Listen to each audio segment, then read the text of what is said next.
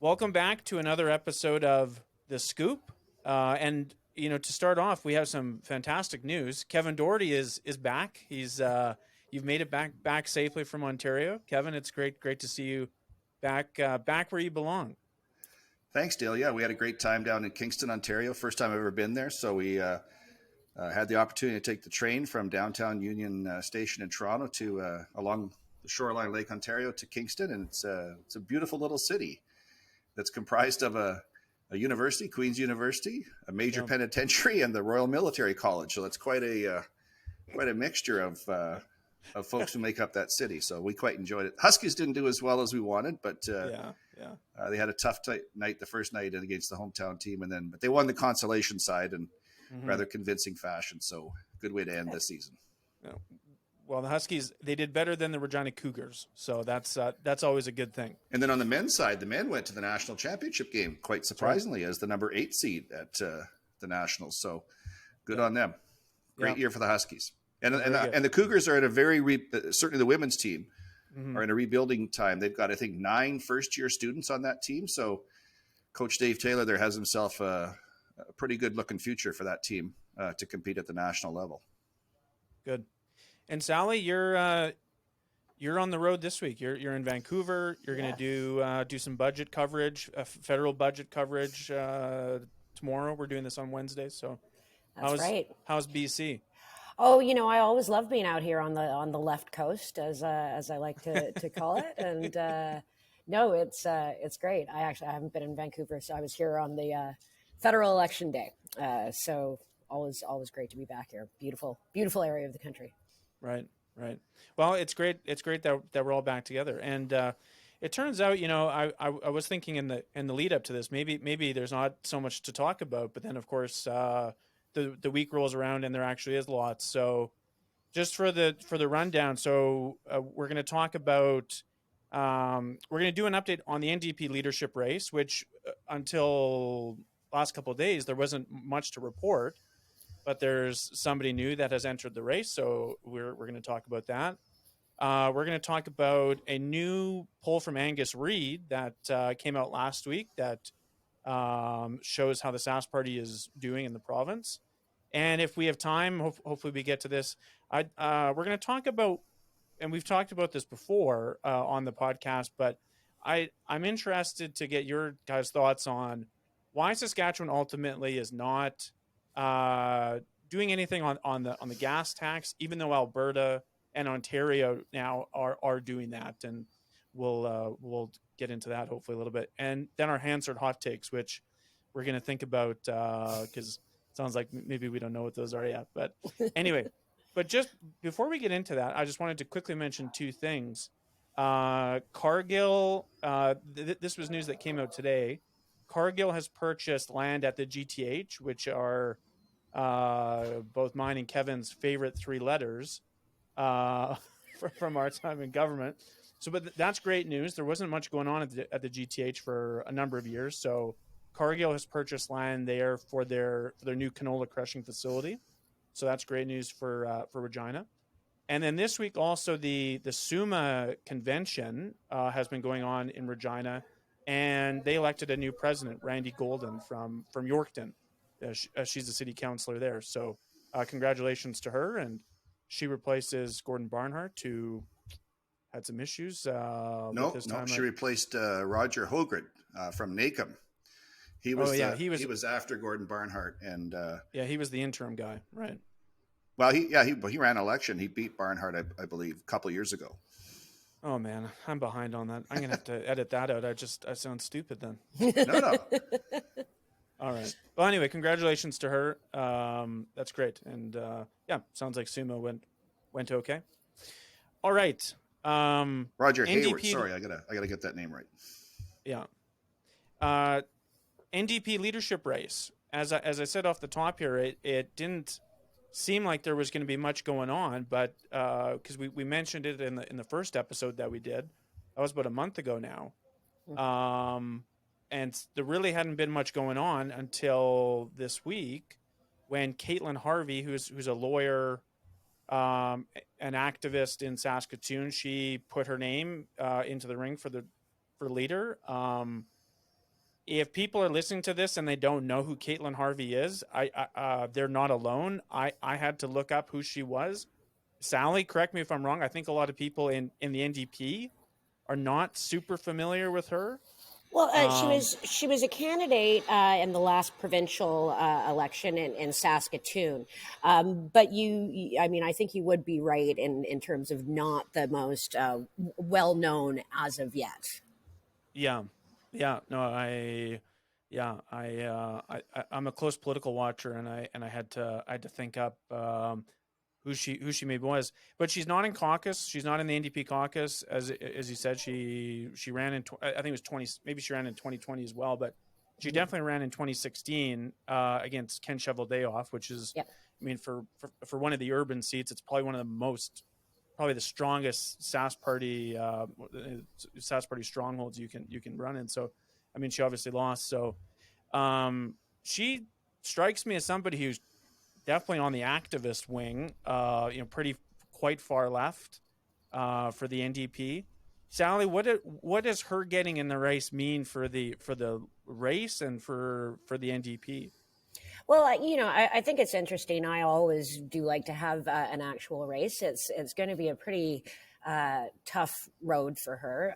I mean, not having a seat is a tough thing. People have done it before to some success, but also Carla Beck is very much kind of appears to be the kind of consensus candidate within her own caucus. I can't speak for every single caucus member, as well as some major endorsements from former cabinet ministers like Pat Atkinson and Deb Higgins.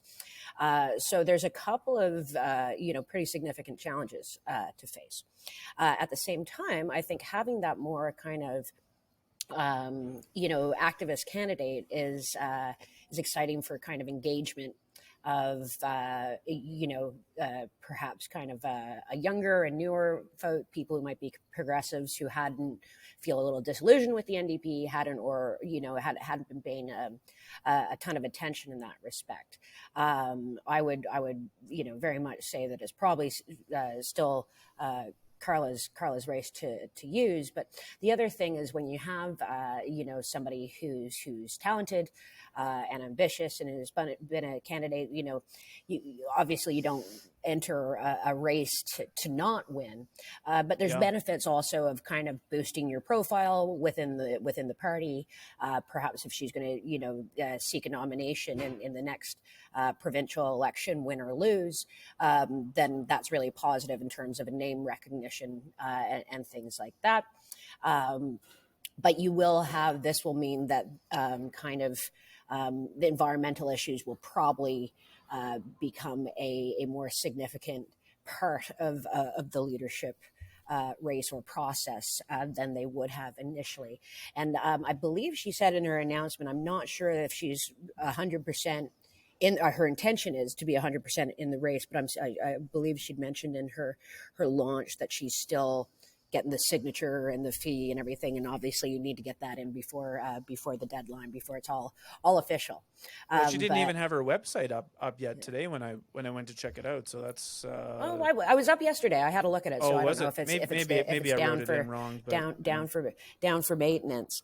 But at any rate, I think, as I've said before, I think races are good, but I would be surprised if Carla Beck still didn't come out on top. Yeah, I thought it was interesting. Kathy Sproul was the one that endorsed Ms. Harvey at the announcement. Former MLA for Nutana in Saskatoon. Not somebody I would have, I guess, always associated with kind of the really. I hate to say very far left wing, but kind of seems like she might be going that way. I mean, I think your views of what's very far left wing and what mine are quite different. I probably would be considered more in the center of the party, but there's a lot further left that you can go than talking about the environment and social justice issues. Yeah. You kind of mentioned it, Sally. Somebody that I was chatting with a little bit back and forth, somebody from the NDP, and yes, besides you, Sally, I do know somebody, or I do know some people from that party, but this person was saying that, yeah, she's kind of alluded maybe in back rooms or private conversations that her intention is not really to win. It's just to, as you say, just kind of get your name out there. Which, I think we talked in the first episode of this podcast. I don't. Why run if you don't truly want to win? It seems like a waste of not just your own money but other people's money, because you need to raise money to get into the race in the first place. It seems like in addition to building name recognition, though, there's also if you have particular issues that you are very passionate about, that you get to drive that as part of the agenda in the process, and bring that kind of idea in front of the membership. And in that way, having a race is good, because you do really kind of take the temperature of the party in that respect. Yeah. Kevin, what's your take on Ms. Harvey joining the race? I mean, I think at least there is a race now. I was pretty discouraged for the podcast's sake that we maybe wouldn't have anything to talk about with the NDP side of things. Well, I'm fascinated by the fact that we're 7 weeks into this since Ryan announced he was stepping down. Yeah. And then shortly thereafter, Carla Beck announces that she's seeking the leadership position. Only endorsed so far by 3 of her caucus mates. Sally said that she's the consensus candidate for the caucus. Well, I haven't heard anybody outside of Alina Young, Nicole Sauer, and Trent Witherspoon, all Regina-based MLAs, along with Carla, endorsing her candidacy, along with the former MLAs and cabinet ministers that came out. I think it's 7 women or something. Seven former cabinet ministers and MLAs in the previous NDP governments. Nobody from Saskatoon, to my knowledge, in the caucus has endorsed Carla. You've got I believe Ms. Harvey is a Saskatoon-based lawyer. I think I'm just reading news reports. I don't know her at all. Endorsed by Kathy Spruill. I've known Kathy since our university days. Go way back with Kathy. Used to debate politics with her on campus on student council, the student union council, and have beers afterwards with a whole bunch of us and have great conversations.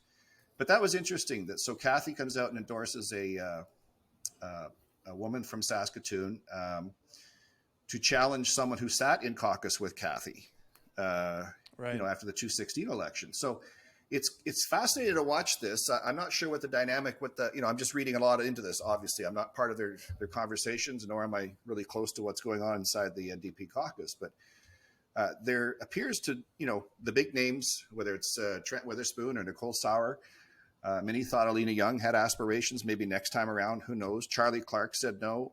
Councillor Andrew Stevens, there was a draft Andrew Stevens movement here in Regina. He said no.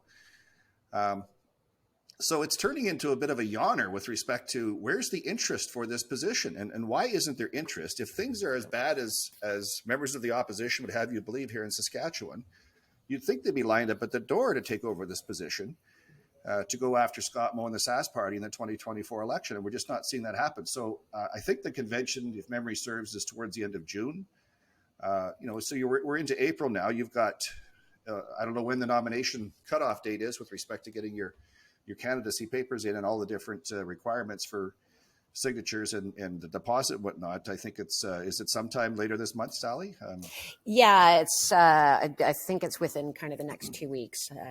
So that's not a lot of time left for others to enter this race. Mm-hmm. And I don't know what other caucus members are waiting for with respect to why not endorse Carla Beck if she's the consensus candidate, or are they waiting for someone else to emerge, or still thinking it over themselves? So it's quite interesting to watch what's going on over there as they move towards the cutoff date for leadership candidates to declare and get their papers in.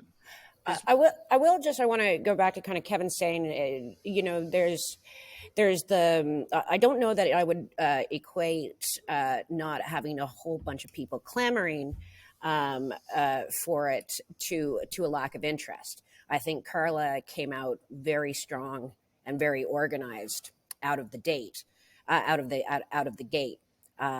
She's already, even kind of thus far unopposed, raised a fair bit of money, racked up some very strong endorsements, has a full and professional team to put together. And when you're facing that kind of, even if you have that interest, you have to pull the pin very quickly, right? You can't kind of kick tires for very long. but people who are interested in running, and those who aren't interested in kind of driving a topical agenda or name recognition and wouldn't get into it unless they're in it to win it, saw it, I think, in Carla's organization right from the get-go as a pretty formidable opponent. But then it's, for all intents and purposes, a coronation, and you lose that ability to have those policy debates, to drive those memberships, to build those teams out in the constituencies that you rely upon when it comes election time to organize, knock doors. I mean, campaigning is a lot of hard work, and winning elections is a lot of hard work, as all three of us know. So it just strikes me that if there's, again, listening to the opposition, and obviously we're on different sides of the aisle here with respect to our partisan views, but if things are as bad here as the NDP make them out to be, where are the people who want to challenge us and come out and have that policy debate to put forward something brand new to present to the people of Saskatchewan that I saw in that report that was done by your panel of your party, for lack of a better term, the autopsy on the last campaign. Oh, geez, I feel like there might be one better term for it, Kevin. Jesus. Autopsy is right. So the report that came out from that august group of individuals who did the post-election analysis and provided some recommendations, if I recall having read that document, it talked about policy matters. Let's have some rigorous policy debates. Organization matters, raising money matters, all the different things that keep political parties at the forefront of the public's and media's attention. I'm not seeing any of it with respect to this particular race. Maybe I'm not as in tune. I've yet to see a policy announcement by Ms. Beck. Maybe she has. I apologize if I missed it, but and maybe she's just waiting until the candidate nomination date closes, and we'll start to do it then. I think the key point here is there must be more than 1.5 people in the NDP that wants to be the next premier of Saskatchewan, and that's ultimately what it comes down to for opposition parties. Is if you are the leader, you have the chance to be the next premier or the next prime minister or the next whatever if your party wins the next government. And I mean, obviously I have my own political leanings, but if this was the Sask party in the opposition and there was only one and kind of, and I say like a 0.5 person, because it doesn't sound like she's in it to win it. I'd be pretty discouraged if that was my party. So, well, in particular, Dale, if you look to the west, I mean, Sally's in Vancouver or in BC, an NDP government there. Seems like a pretty popular premier in Premier Horgan. It sounds like Rachel Notley has a legitimate shot of becoming the next repeat premier in Alberta next year if things continue to hold. Next door in Manitoba, I think it's fair to say that Mr. Canoe is going to be very, very competitive with Premier Stephenson. So if you're in Saskatchewan, the home of NDP in Canada, and you're looking to the left or the right of you with respect to jurisdictions next door, you should feel pretty inspired by what's going on there. And yet we're not seeing that translate into people stepping forward for this particular position. So again, I'm just speculating, but. So here's a question for you guys. And this is, I think, granted it's a bit outside the realm of possibility, but so I think CBC made this point that there's if Kaitlyn Harvey were to win the leadership, there's no seats opening up, like there's no by-elections coming up anywhere. Would Ryan Miley step down? Would he resign from Meewasin and she could theoretically run there? What's the chance of that, Sally? I mean, that's a whole lot of hypotheticals right there. Yeah. I don't believe that Ryan has any intention of stepping down from his seat at the moment. It's very different, to be an MLA than to being leader. Whether that would make sense, and again, what I think of as kind of a long shot. And also I want to go back. I did not want to kind of put words in Kaitlyn Harvey's mouth or her team. I don't know her myself personally, and to say that not in it to win it. But I was more trying to allude to that there are benefits from even doing a bit of a longer, a longer shot campaign. But yeah, that's pretty far down the road. I mean, it is very challenging if you were to win a leadership race and to have 2 years without a seat. Yeah. Mhm. All right. Well, yeah, it's fascinating. I honestly, I'm just glad that somebody else is in the race now, so that we can keep talking about this, and that in June, when the election actually happens, we can discuss who wins. Because as I was worried that it would be a coronation, as Kevin said. So Might anyway, might still be somebody emerge over the next couple of weeks too. Who knows? yeah, yeah. All right. Well, yeah, more to come on that. So we were going to talk about the Angus Reid poll next, but just because we talked about the NDP quite a bit there, let's. I'm interested in what you guys have to say. So the last, and again, we talked about this in the first episode we did. The Alberta government decision to waive the gas tax, the fuel tax at the pumps in Alberta, just with the rising price of gas prices. The Ontario government, the Doug Ford's PC government, they announced, I think it was a 50% slash in the fuel tax for 6 months. So it's not a forever 50% reduction. Why is Saskatchewan not going down that road? Granted that and this is with the consideration that, and Kevin, I mean, I think you'll disagree with me on this. Usually, in my experience when I worked in government, if Alberta did something, besides the 4 years that the NDP Notley government was in there, if Alberta did something that it was usually big and kind of made some noise and was a pretty big policy move, Saskatchewan very likely would also do the same, or there would at least be conversation about Saskatchewan. Alberta did this, you guys should also do it. How come? How come the Saskatchewan government isn't moving to do anything with the fuel tax?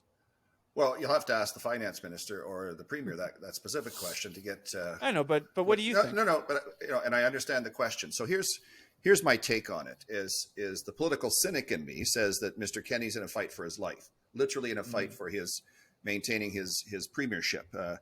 I think the vote starts this weekend, and we'll find out something, I think, by the middle of May or the latter part of May as to the vote result. They've moved it from an in-person vote to a mail-in ballot.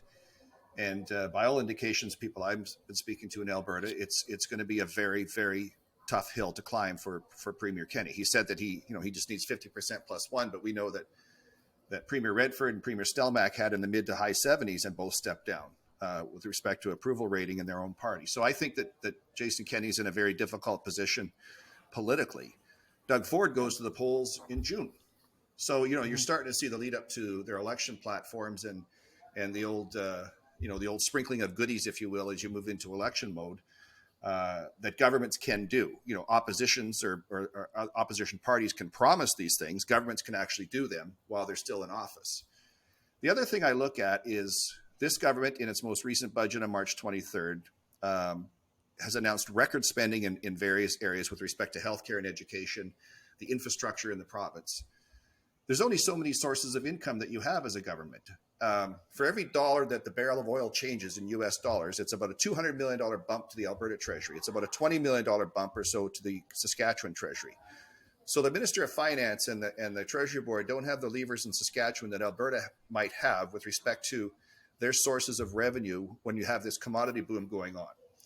So you have to sit down and say, okay, if we're going to invest in nurses and in healthcare facilities and in seniors care and addictions and mental health and in education investments, post-secondary education investments, we only have limited sources of funds that we can rely upon.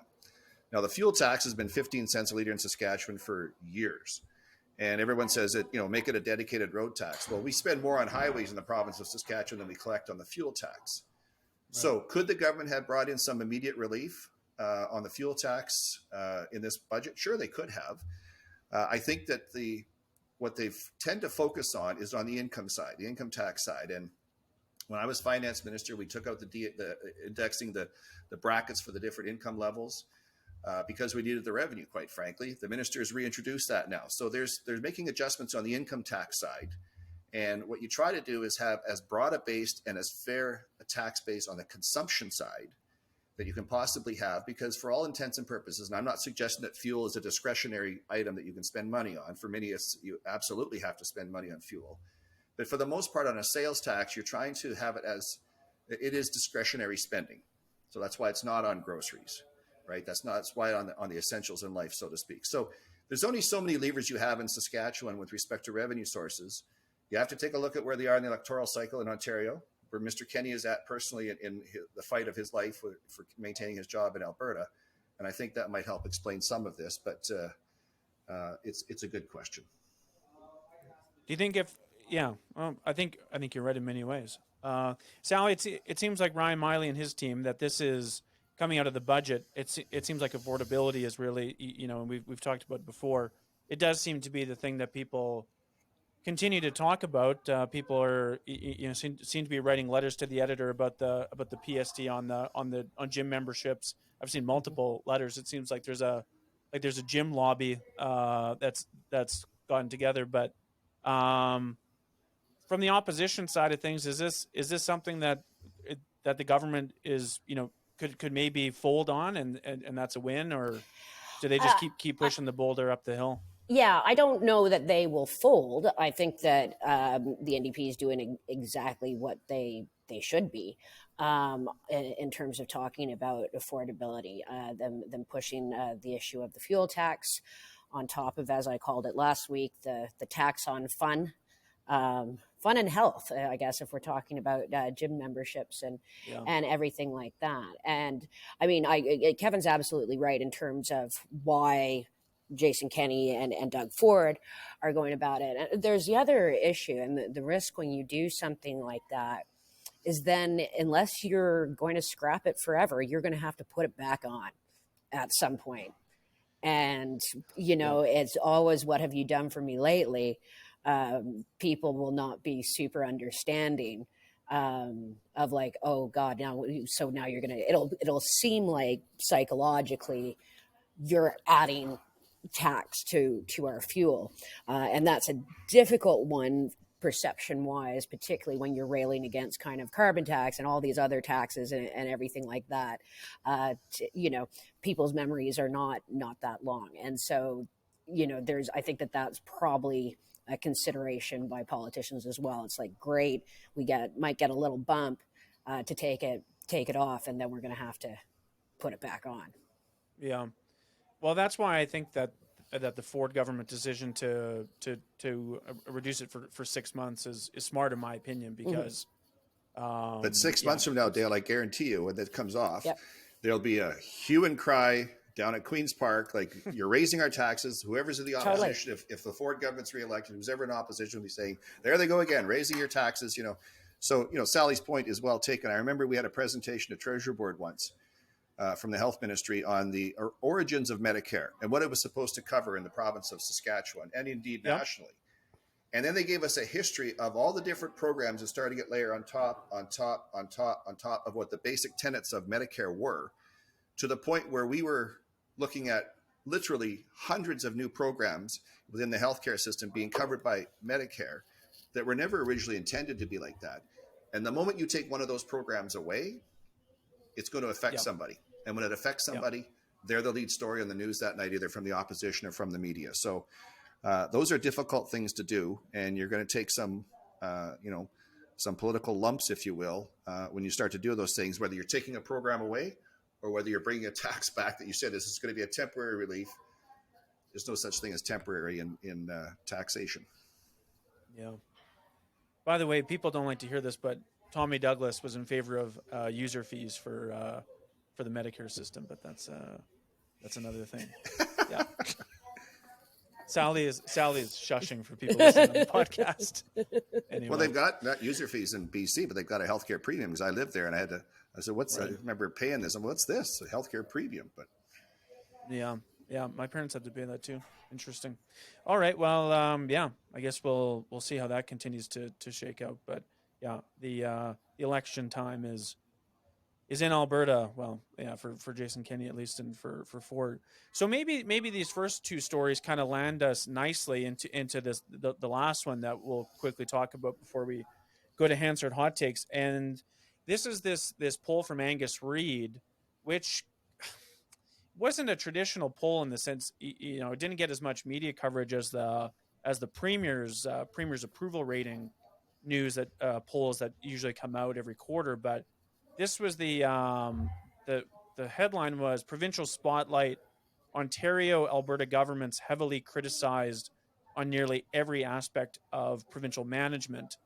But buried kind of at the bottom was that the SAS party, because they polled here in Saskatchewan, SAS party is up 6 points since the last quarter when they polled, and the NDP is down 3. And my big takeaway was that, and this has kind of been the case throughout the pandemic, you guys tell me if you think I'm wrong, but the kind of the bumps up and down, the shifts up and down have really been driven by what point we're at in the in the pandemic. In the last couple of months, things have at least appear to be getting back to normal with restrictions being lifted and things like that, and that's kind of 6% seems to be settling back in now to looking positively at the SAS party government. Any thoughts on this bump? Why the SAS party is up 6 points and the NDP is down 3? I mean, I think you can still attribute this kind of back and forth to pandemic. I mean, God knows we're not out of it. There's more waves, people talking about kind of a fourth dose. But I think the general good feeling of a large part of the public, obviously there's a not insignificant part of the population that favors continuing to have masking and stricter policies and everything like that. But the general, I think, good feeling, whether and I won't get into whether it's a false good feeling or not, is positive for the SAS party. I'll be interested now to see kind of the longer trends over the next 6 months. What is happening with Jason Kenney? What's happening in Ontario, and also how bad we get on the inflation and affordability thing, because COVID obviously it's been worse for some governments in terms of their perception than others, but I think where you really start to feel that damage being done to a political brand is when people are pissed off about their pocketbooks. So that's what I'm interested in seeing, but I'm not particularly surprised that they've seen a bump in the past couple months. Also, on the NDP side, you have the leader stepping down, and that's never super helpful. Kevin, the thing that go ahead. Well, I was going to say, as I understand, I just had a quick look at it this morning, Dale, when you sent it over to me, and I believe it was taken up until March 22nd, if I was reading it correctly, and I read it very quickly this morning. So that would have been the day before the provincial budget. So whatever impact the budget had, good or bad, in the popularity of the governing party, won't have been factored into that poll because the budget hadn't been released yet. So the only thing I can attribute it to is along the same lines of what both of you have identified, getting back to the mask mandate being removed and the Vax Pass mandate being removed, and people feeling a little freer, I guess, to go out and about, probably had a bit of an uplifting aspect to it. And then couple that with the fact that Ryan Miley has announced he was stepping down. Ms. Beck was the only candidate so far to announce at that point in time that she was seeking the leadership in the NDP. And, it takes a long time for political leaders to get their name recognition and their personal brand recognition up in the eyes of the public, in the sense of where they're talking about them over Coffee Row and whatnot. So I think that if asked the question, and I don't know exactly what the questions were, but if you were to vote today, how would you vote? That people were like, well, I don't even know who's leading the NDP right now. They seem to be in a bit of disarray within their caucus or whatever the case may be. I'm just saying that's their perception from the outside looking in, based on media reports.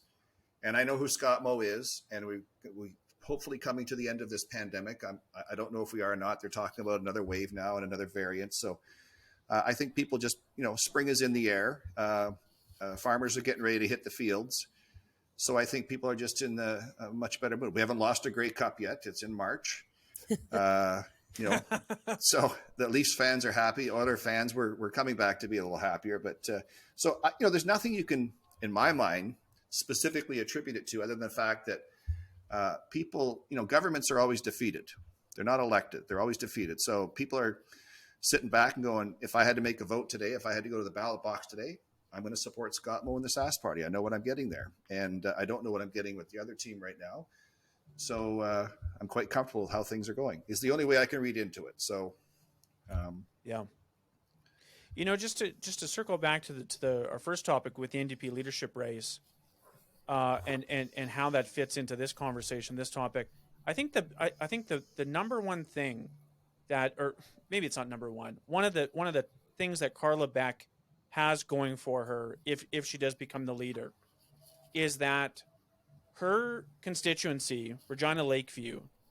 Now, keep in mind, Sask Party won Athabasca, which kind of threw things out of whack. But Regina Lakeview theoretically is the safest, one of the top two NDP safest seats, and one of the biggest strengths that the Sask Party has had since Lauren Calvert stepped down in whatever year that was, 2008, after the 2007 election, is that the NDP have not had a consistent leader because they keep losing elections and then stepping down and not hanging around for the next election. So the fact that the Sask Party likely won't go after Regina Lakeview quite as hard in the 2024 election, although, I mean, I suspect that they will, but the chances of winning that, I think, is a real advantage.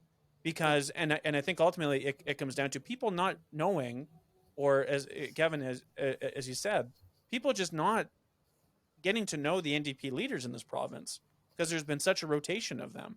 Yeah. And I think it really hurts. Yeah, I mean, the Sask Party, I would do the same thing if I were them, has quite directly and significantly targeted leaders of the NDP. I mean, Cam Broughton lost his seat in the previous election and stepped down, which is reasonable.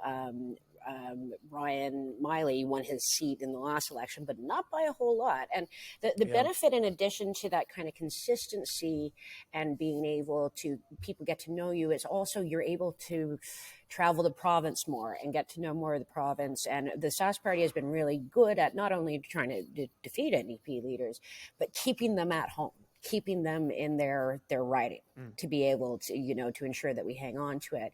Whereas, Lakeview, where I live, and me too, fair number of New Democrats do, that is a pretty strength. Obviously, you take nothing for granted, and Carla's held that seat for a while now, and has been an excellent MLA for there. But there is very much a benefit to that in terms of her leadership. Well, what was it? I mean, for years, Elphinstone and Regina, and is it Riversdale in Saskatoon, were the seats of NDP leaders / premiers, whether it was Mr. Blakeney and then Mr. Romano and Mr. Calvert, who had been a Moose Jaw, went up to Saskatoon.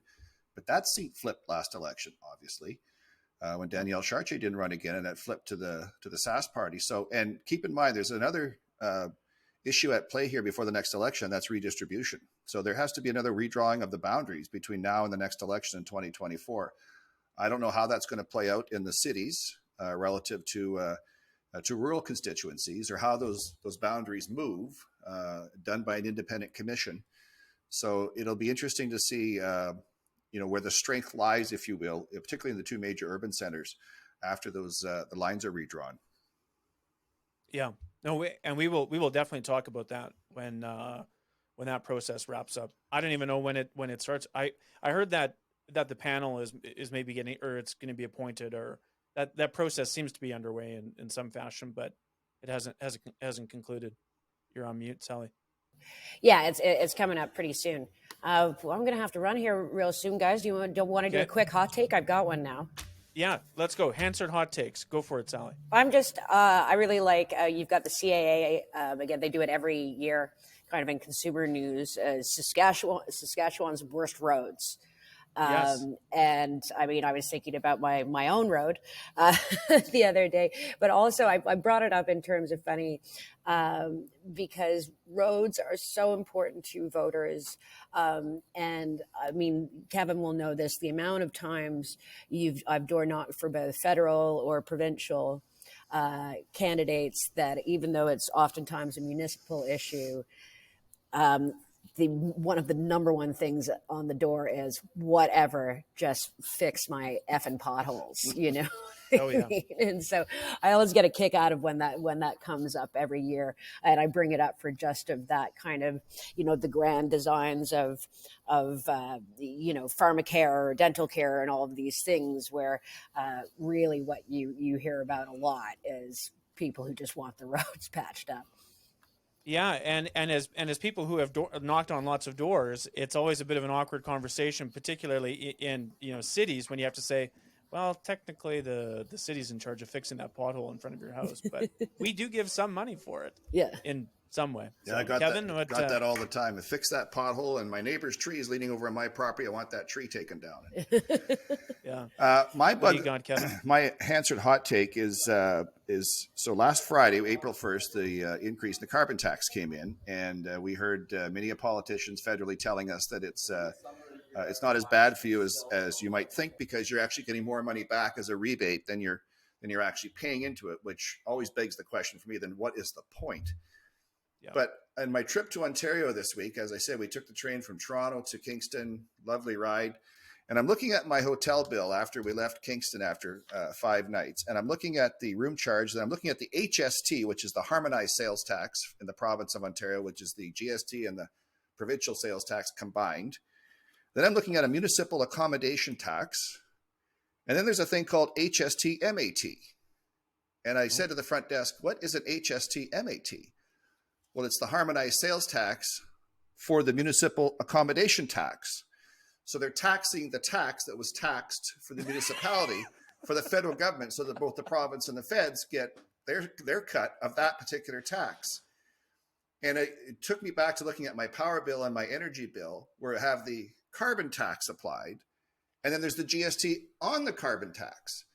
So I remind folks that when they tell you it's revenue neutral, what they're not talking about is the fact they're taxing their own tax to derive even more revenues from you and paying the carbon tax. So that's my rant for this week.